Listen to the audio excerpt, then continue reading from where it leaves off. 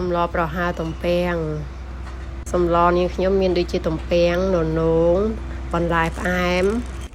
និងស្អំចំណែកឯទំពាំងនេះខ្ញុំយកទៅប្រឡាក់ជាមួយអង្ករទុកមកស្ទុះសិនណាបងប្អូន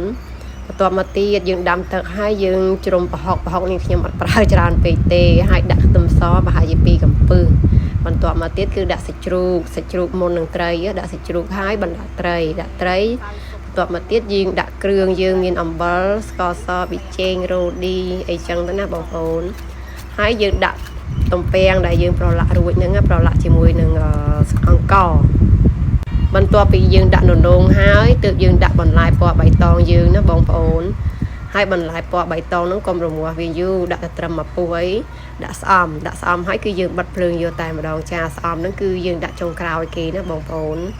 ហើយអាសម្លទំពាំងហ្នឹងវាត្រូវតែជាមួយស្អំទៀតព្រោះអត់ដាក់ស្អំហ្នឹងវាមិនឆ្ងាញ់ទេបងប្អូនអើយអាហ្នឹងវាស៊ីតែមួយស្អំហ្នឹងហ្មង